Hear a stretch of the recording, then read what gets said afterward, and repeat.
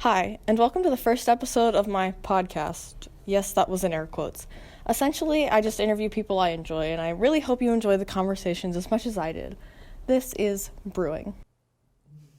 Is it working? Can you see anything? Yeah, look, I'm let's talking. do it. All right. Cool. So I'm not good at starting things, right? I'm not good at finishing or starting. Love that for us. So I'm just going to get right into it, no introduction. Maybe I'll think of something later while I'm editing. Who knows?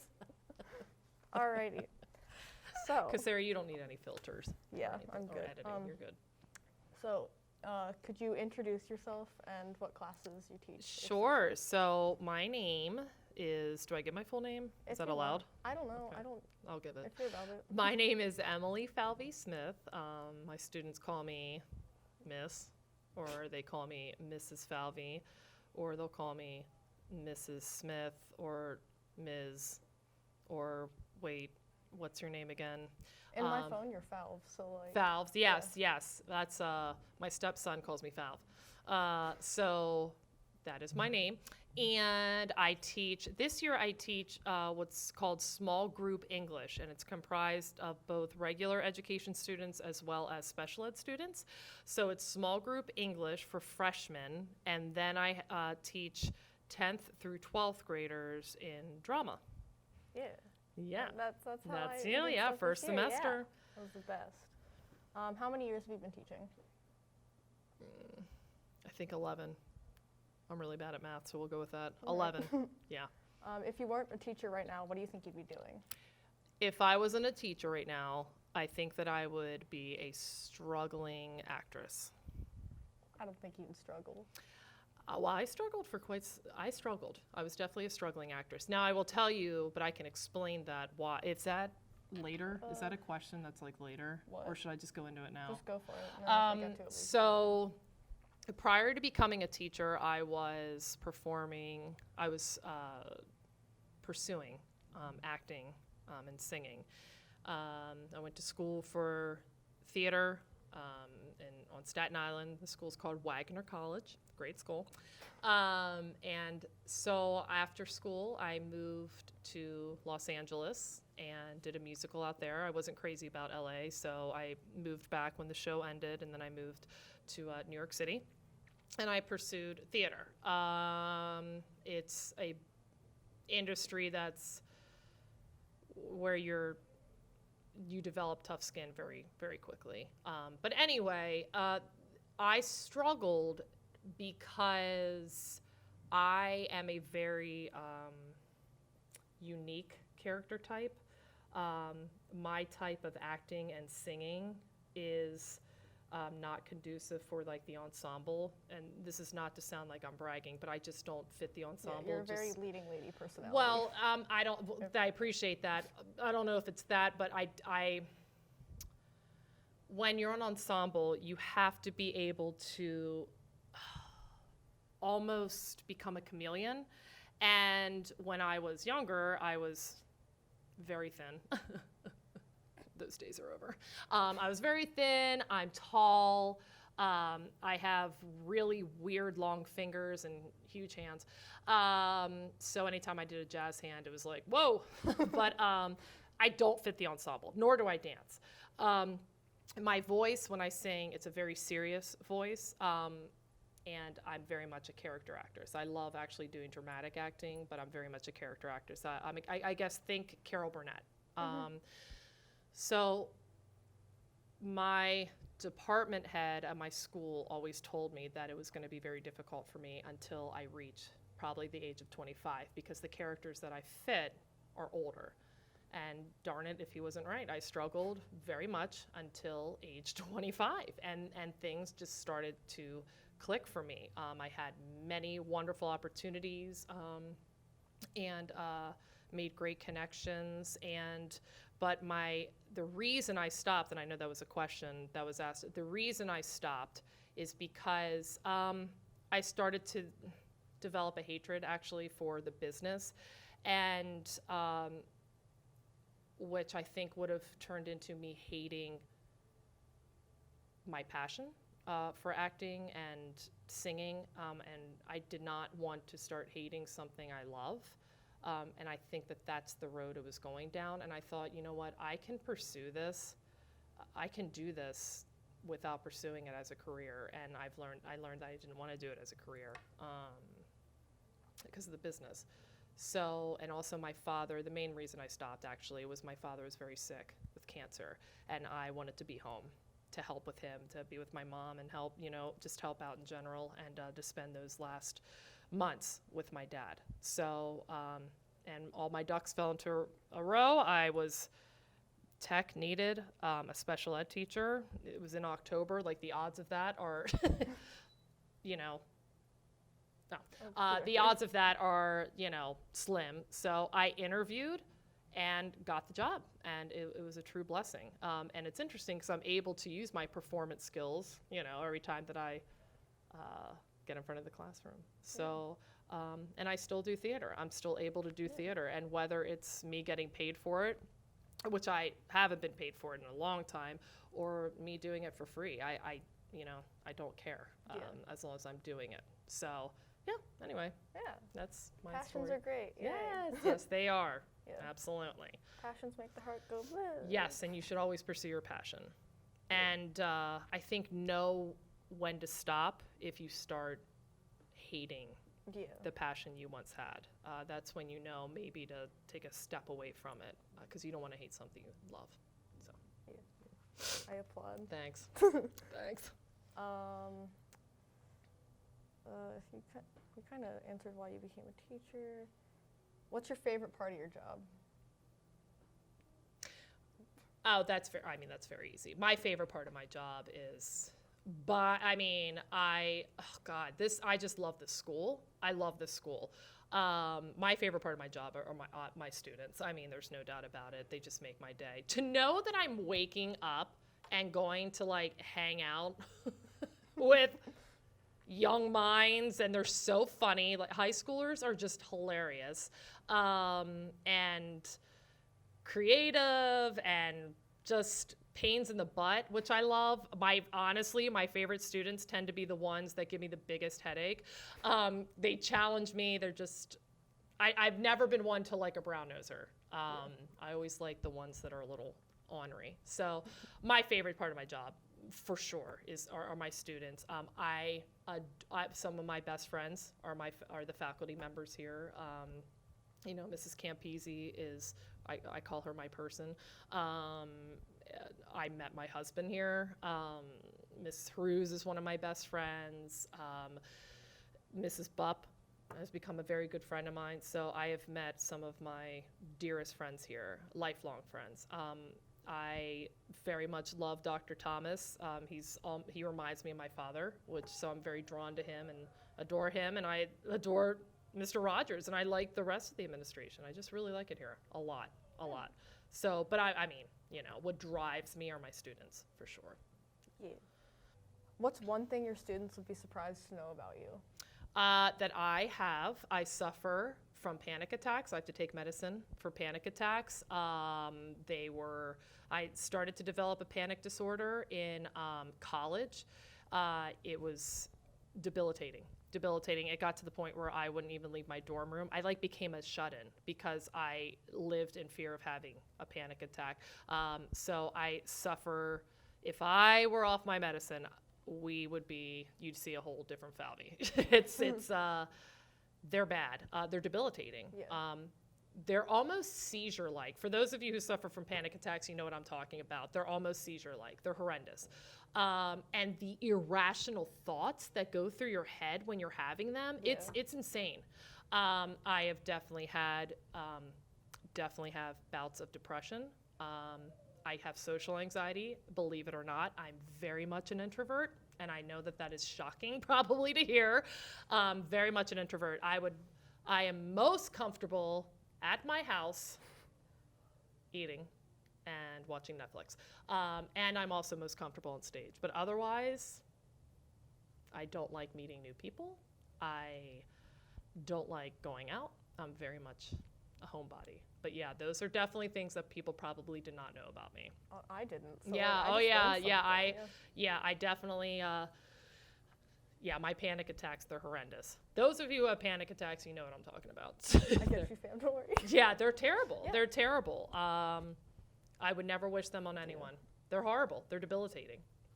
To the point where I like physically wanted to like rip out physically wanted to rip my hair out because I didn't know what else to do. You know what I mean? I have no control. So thank God for medicine. It's a chemical imbalance. I mean, think about how complicated our brains are. Of course, you know, everyone I'm sure has a chemical imbalance. So take no shame in getting help for yourselves because I needed it.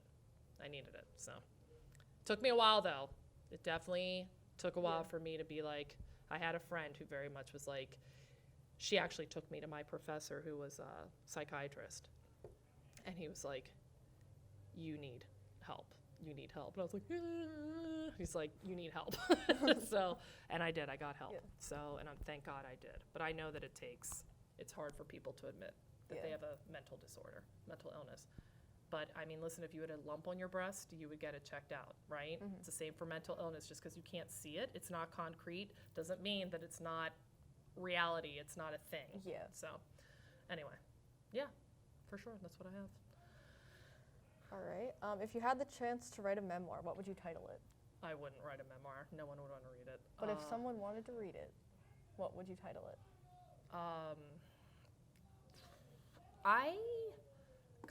I have no idea. I guess just, I don't know. I have no idea. One of mine.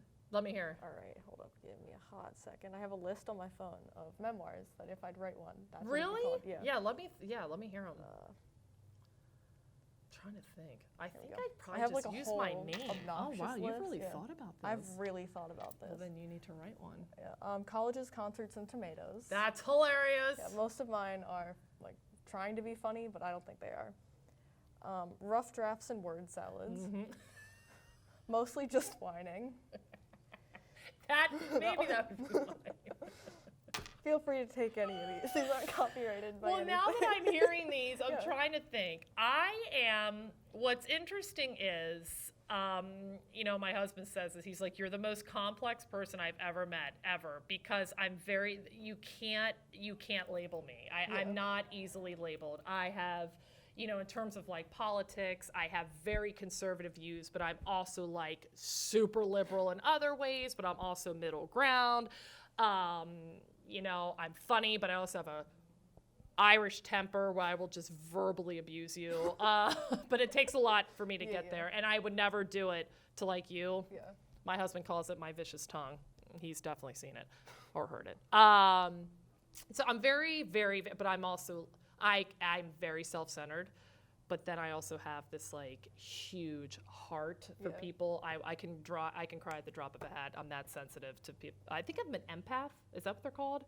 I absorb people's energy. Maybe. Like this Kobe Bryant thing. Oof. I have absorbed it to the point where I feel like I'm his wife or something. I don't know, or like his friend. Like I almost like. Obviously, I don't feel what she is feeling, but like I'm like trying to put myself. It's really affected me. Yeah, we were talking about that in English this morning actually with Mr. Yon. He says his wife is like really. Yes, well, I think she's kind of like me, Mrs. Yon. Yeah. I can see that.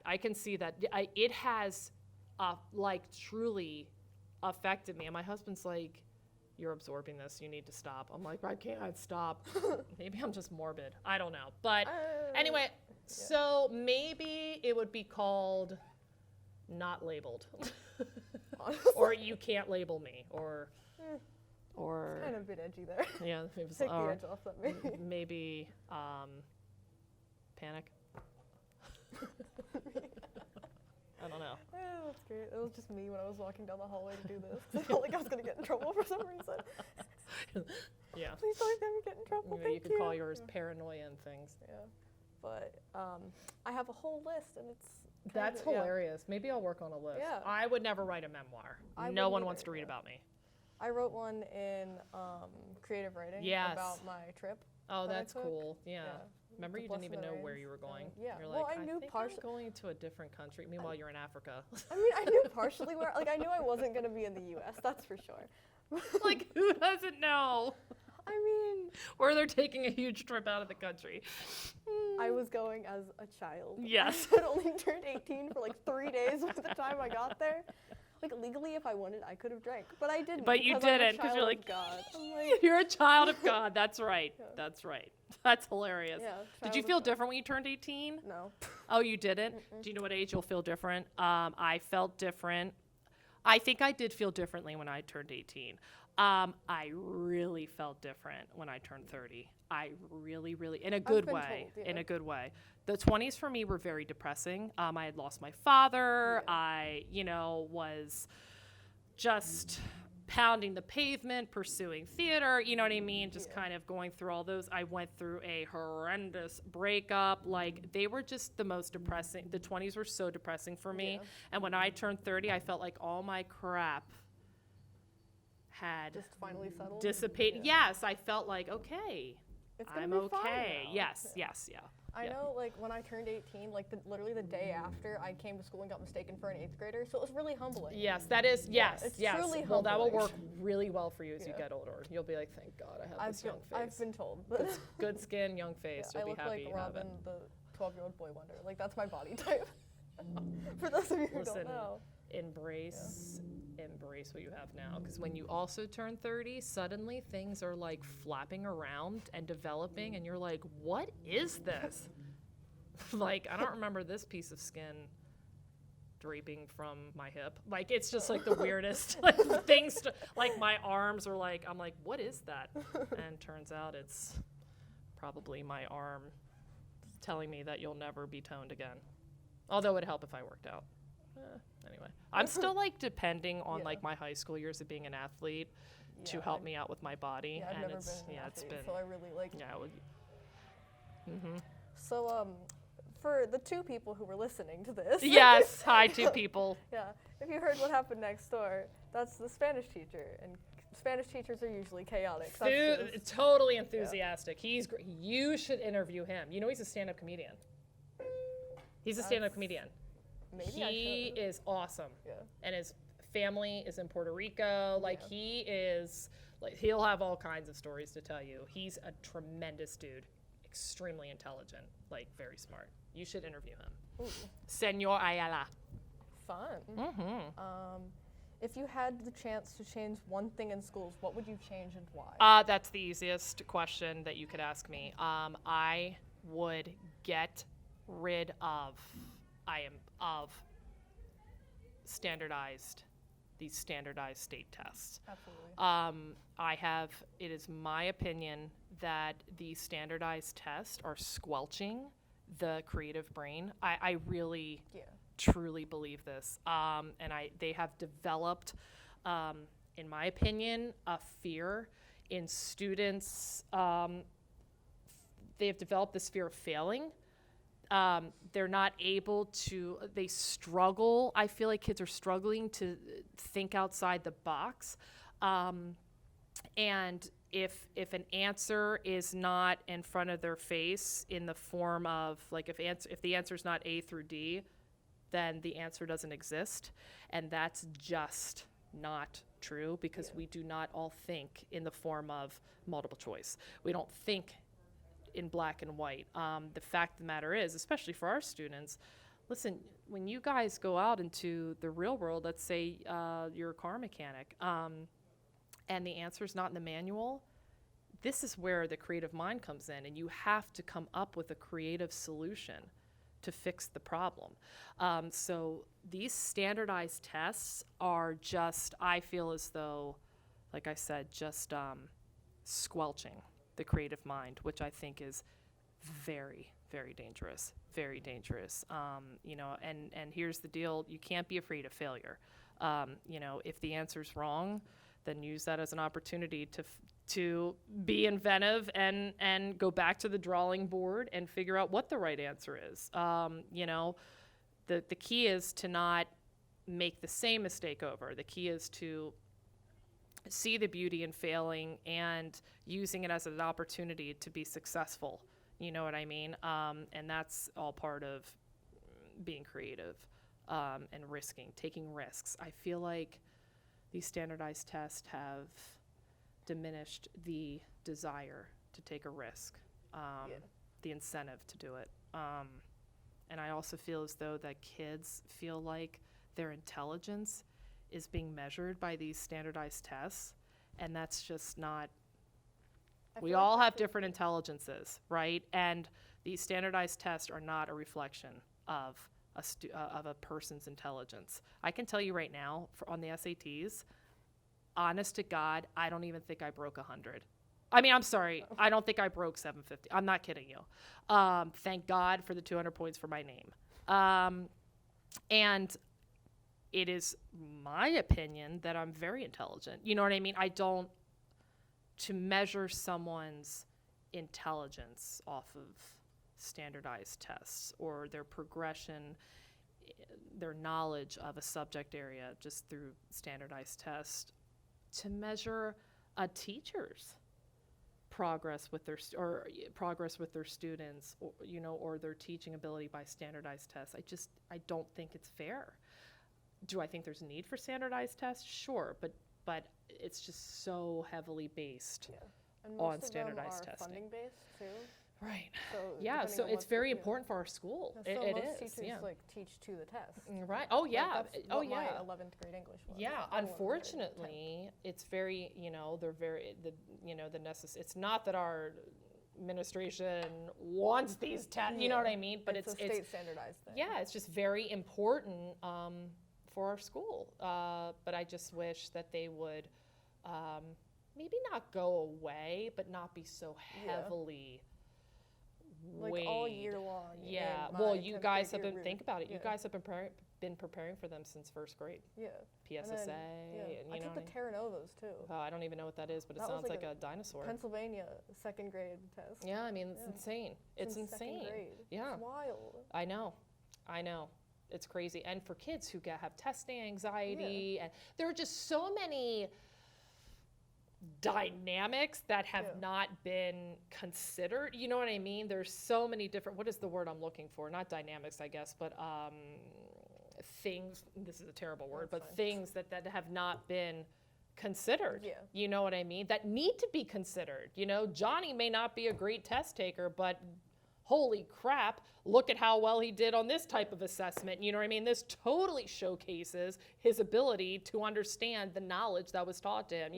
It's very, very dangerous. Now, if they applied a creative section to it, where kids can show kids who don't think black and white, kids who are extremely right-brained, for those kids, if they can attach a creative section for those kids to showcase, I do get this stuff, but this is how I see it. You know what I mean? Maybe then I'd be a little more on board, but yeah, that is by far my biggest pet peeve with, not with schools, because it's not the school's fault, but with, I guess the government is that's my biggest frustration. And it's interesting because it all came about via my favorite president ever, which is ironic, George W. Bush. So that's my biggest disappointment. Yeah. I know what he was trying to do, and I do think that teachers and schools and students do need to be held responsible. Yeah. I know what he was trying to do, but it needs to be. There was a method, it just wasn't going well. Exactly. And you would, and I know that Tom Wolf, our governor, is, I know that he has the same mindset that I have, and by the way, so many of our teachers have and students have. So, I think we'll see some sort of edit to it. Yeah, hopefully. I don't know what the solution is, but something will happen. Yeah, hopefully. Something will happen. I think so. I think the idea is good. Yeah. It was good intentions, but. Absolutely. Yeah. Absolutely. People need to be held to a standard. Yeah. And need to be held accountable for sure. So, anyway, go ahead. I'm sorry. So I'm going to flip to the Falvey specific. Okay, yeah, these are neat. I can't believe people even want to hear anything. Students and some people on my Twitter have asked. Yes, hashtag. That's all I know. I know nothing. Yeah, that was awful. Cut. And the interview's over. Just kidding. All right. So I've noticed, and so have a lot of other students have noticed, that you've had a lot of students open up to you from like being quiet, shut-in, quote-unquote types. Yeah, right. And how many per year do you think would Oh have opened my, up to you? oh boy. If you had to give Honestly, I don't know. I have a very, I feel like this sounds like I'm bragging. I just want to make it very clear that I'm like super uncomfortable even doing this interview because I'm so embarrassed that I'm. I feel like I'm not worthy. I thought you were cool enough to put me Thank on you, and my I'm little honored. mediocre I'm honored. internet show. But I do get super embarrassed. That's the other thing that people don't realize about me. I don't like. You're gonna die when I say I don't like attention. I don't like it. Like I refuse to have a wedding. It was literally me, my husband, and my stepson, and a judge. And then we had lunch afterwards and took a nap. Like I. Honestly, this sounds like a day. Like, Oh, it was awesome. It was great. It was at the country Fantastic. club. The food was delish. Anyway, I don't like, unless I'm on stage or if I'm performing, right? I don't like attention. So this is very for me. God, I don't know. I do have, for whatever reason, and I am honored by it. It is overwhelming for me though too, because it's often like, and I feel like I get kind of moody. I know I get moody with my kids, and I apologize later because it's over. Like I will walk into my classroom and it's like like stink on poo poo, and I'm like, you know what I mean? And I have so much work to do, and you know what I mean? I just feel like my breath is taken away, and I hate it when I have to tell them, look, I can't. I'm busy right now. Like I can't. And some kids like still like stick around, and then I kind of have to be like super blunt, like listen. Get out. We'll talk later. And they're like, okay. They get it. They're not insulted at all because they keep coming back, which is great. So I always feel so bad when I can't give that time. And part of that is because I'm also a special ed teacher, which is, and I've told, this is why we had to postpone. Special ed takes so much of my time.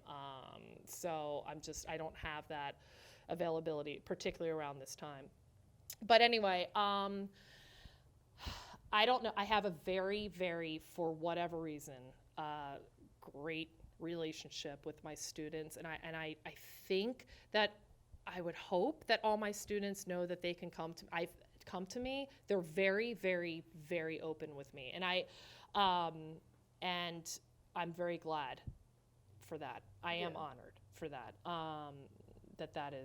That they feel so comfortable with me. Although sometimes I hear things and I'm like, oh my, I was not ready to hear that. Like that one time in drama, we talked about booty calls. What did we talk about? Booty calls. Yeah, like stuff. Like, there are things where I'm like, what? Like, oh God. The lesson we learned from that class, you are worth more than a booty call. yes, where I have to give PSAs. Like, exactly. You know, I think maybe I'm very, very honest, maybe to a fault, but, you know, I don't know, maybe it's good that's for students why. to hear that, though. Yeah, maybe that's why they come. I don't know. I don't know what it is, but they do feel like they can come to me, and that I'm very, very glad. My husband is the same way. Kids, I think like that. I think kids are very, very much like that with my husband. You know what? I've never met your husband. That's you have to meet him. You have to meet him. He's great. You know what, though? I have to tell you, this school has amazing teachers. Where I like amazing teachers where I know I'm not the only one who kids open up to. I think that and you know what? The psychologists here are wonderful. Mr. Flannery, Ms. Kirshner, and Ms. Salick, they're wonderful. The counselors are awesome. Like there is not a I honestly can't think of anyone here who you could not go to and be very open with. Yeah. I could think of maybe one, but we're not. Oh yeah, right. Yeah. I think I know who you're talking about, Yeah. but only because you've talked to me about it. Yeah. But what was the question? How many students here do you have open up to? I have no idea. We went off on a tangent. I know we went off. I have to say, like, I'm just thinking of the class I just had right now. They all are very open with me. I don't know. I honestly, I don't know. I can't answer that question. I think part of like why students open up to you is just because you give off like really big mom energy. Do I? Which Yeah, is hilarious. Incredible. Yeah. Which is Like hilarious. kind of art, like the stereotypical art teacher, kind of like the one from High School Musical. Yeah. Oh, I Yeah, don't know that. The drama teacher in High School Musical. You Oh, give is she off- like yeah, that? Kind of. Oh, well, that's very nice. She's Thank like you. very a lot and eccentric, and kind of you give off that energy, but a little less sometimes. That I is don't know. so Yeah. funny. I'll tell you what's ironic about that is that I never, ever, ever want to have a child. Ever. My stepson, I feel like I've birthed him because I love him so much, Yeah. but I will tell you, I had to take a step away from my relationship with my husband because I was like, when we were dating, Yeah. because I really had to assess, do I want Yeah. a stepchild? Because I wasn't about to just marry my husband and be that like Yeah. stepmother who has no interaction whatsoever with the kid, you know, because Yeah. I know that there are step parents who are like that. I knew that if I was going to marry my husband, I'm marrying my stepson too. So I really had to think about that because it wasn't just one person I was marrying, it was two. Yeah. And I, you know, I prayed on it and I reflected on it and I absolutely wanted to take on that role. But as far as having children, Yeah. never think- had a desire. And I've always wondered, am I less of a woman? Like, what does that mean? don't- But I don't think I am. I know I'm not. I just never Yeah. wanted to have kids. I've never had that desire. Some people do.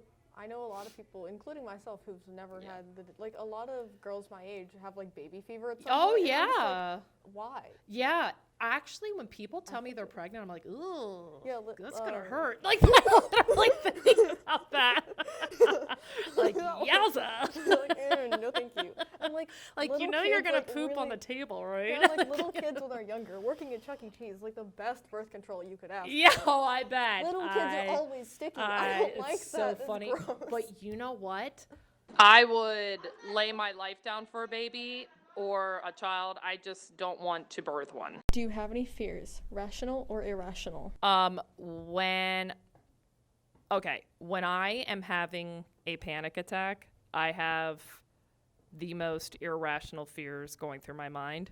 And then when the panic attack is over, I'm like, why was I even worrying about that? But when I'm in a normal state of mind, my fears are, well, I have a few fears. But I think they're common. I of course have a fear of death. Going out alone. I guess we came in alone, but going out alone is kind of scary. Although watching my dad die, actually watching him go through his journey, I have no doubt that we're not alone when we go. So that was comforting. I'm still afraid. I have a major, major fear of my mother dying, and I know it's going to happen. But I feel like will I survive her death? And I know I will, but it's still going to be, It'll yeah. be not very bueno, but Mhm. you'll survive it. Exactly. And I have a fear of my stepson being involved in a school shooting. That's a It's very common fear yeah. nowadays because Mhm. stuff and things Mhm. not being good. Exactly. Yeah, it's a big fear of mine. Oh, and I always have a fear of people choking. Like I run Yeah. out of the room. It's That's fair. Yeah, I don't like that either. I Yeah. once saw a girl drown. That was fun. oof, Yeah. She didn't die though. She survived, I think. that's good. Yeah. It's just scary. Yeah. So, yeah. I wrote that question because you mentioned about having an irrational fear of thrift shopping. So, Oh, yes, that. because of germs and stuff. Yes. fun fact, the entire outfit I wore to your show was thrifted. Was thrift. Now, did you wash it? Yes. Okay, so let me tell you a little something. My director for my show, he got my costumes at Community Aid. Yeah. And I actually thought they were cute things, like to be they honest with you. Yeah. However, the one shirt smelled like onions in the underarm, and it wasn't coming from me. And that just made me want to just crawl out of my skin. That makes enough sense. I feel like you have to like wash them first. And Yes. if it doesn't go away after that. Well, then- you assume that they would, Yeah. but they don't, yeah, I guess. That's why I always wash up after thrift stores and just Mhm. kind of. Yeah, I was pretty grossed out. Yeah. So, Alrighty. What's your most embarrassing moment that you can think of? By far was my audition for Hairspray on Broadway. No, this was for the national tour. Like, this casting director had so much faith in me, and I had the flu. The day of my audition. So I called my agent. I said, listen, I can't. I can barely walk. And he's like, you have to go. It's too late. You got to go. And I'm like, well, it's pointless. So anyway, I went. I was shaking like a leaf. My singing was horrendous. It was awful. It was the most embarrassing moment of my life. It was awful. God. I was mortified. And from that point forward, that casting director, although still thought I was, a great comedic actress, thinks that I have a weak singing voice. Do you know how much that just goes through me? I feel like you have to prove them wrong. But Oh, it drives me nuts. And how did they not know that I was sick? That's... Usually when someone's sick, you can tell Yes. in their normal speaking voice. They sound, Exactly. nasally or whatever. Yeah, I agree. Whatever. You should just be Anyway, I by far, appreciate I it. look back at that time and I cringe. It was awful. Yeah, completely, yeah. Super embarrassing. What's your favorite and least favorite shows that you've been in? Oh. Your Good Man, Charlie Brown, I think, is the dumbest musical ever written. I think Olivia was in that. Was she? Yeah, Did she hate played it? Schroeder. Oh, I bet she was cute, though. I feel like if you're a lead, it's kind of I feel cute. like it was only in a one-act kind of thing, so she didn't have any lines. Oh, She had, okay. 2 lines, and then This is a kinda. definite musical. Yeah. Boring. My least favorite by far. My favorite one, Urinetown, playing Little Sally. I would play her over and over and over and over again. I've never even heard of Oh it, my so- God, you would love it, especially since you love Sweeney Todd. You would love Urinetown. It's brilliant. It's brilliant. I'll just check it out. Yeah, it's fun. so good. Of So course. good. Biggest heartbreak. It could be in any sense. When my dad died. Well, I gotta tell you, losing Wilson, my Springer Spaniel, because I knew that Dad was gonna die. Not that that makes it any less. But you had some time to process it a bit Yes. Yeah. 10 years, actually. Still horrendous, tragic. With Wilson, I got Wilson. Well, I was always going to get a dog, but I got him to help me cope with my father's death. I wasn't coping well, particularly the second year of his passing. And I thought, okay, it's definitely time for me to get a dog. I raised him.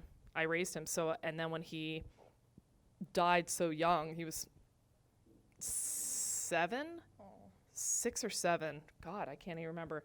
It was awful. Horrible heartbreak. And his name was Wilson. Do you know Castaway? Yeah, the ball. And I think when we were putting him down, I swear to God, I think that the people in the waiting room thought I was auditioning for Castaway because I was screaming out Wilson like a mad woman. That may have been my most embarrassing moment looking back. Anyway, I would say losing Wilson was my biggest heartache. Totally unexpected. Yeah. It's like losing a child. And he was there for me. He helped me to recover from my dad's passing. Romantically, my biggest heartache was probably when my first love ever, Jimmy, when he left for a Fulbright scholarship. He got a Fulbright scholarship, and he left for Greece. Oof. Yeah, and he just moved on for me. I was like, Dang, hello. Yeah, that was my biggest heartbreak. He's a Dang. very nice guy, though, and he's very happy now, and and he has a that's baby, good. which is awesome. Yeah, but that was my biggest heartbreak. He was Yeah. my first love, my first experience ever with a boyfriend. I was a very late bloomer, too, so I'm talking I feel it, yeah, it's fine. how old was I? 23. Yeah. Maybe I still have hope. Yeah, you do, baby. But you don't need one. You don't need one. You don't need him. Exactly. You don't need a man. I just Any- got a dog, and he's great. Exactly. We love Teddy in this Exactly. house. Yes. Teddy's my ideal man. Oh, so cute. How many shows have you been in? I don't know. Like, I if you had can't to give even. a rough estimate.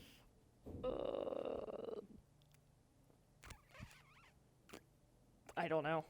I'm trying to picture my resume. I can't even give a rough estimate. A lot. I've been in a lot of shows. All right. Is that good? Yep, that's good. Sorry. And that's actually all of our questions. You did it. Is You made it it? for my mediocre podcast. Yay! It's not mediocre. Nothing about you is mediocre. Except for maybe this podcast, if it isn't edited right. It's mediocre because of me. If it ends up being mediocre, it's because of me. I'm really boring. No. Very I don't think boring. so. I don't think so. It'll be great. Well, thank you. Well, thank you for being a part of this. It's been really cool. My pleasure. Thanks Yeah. for wanting to interview me. Yeah. And then that's it. Woo.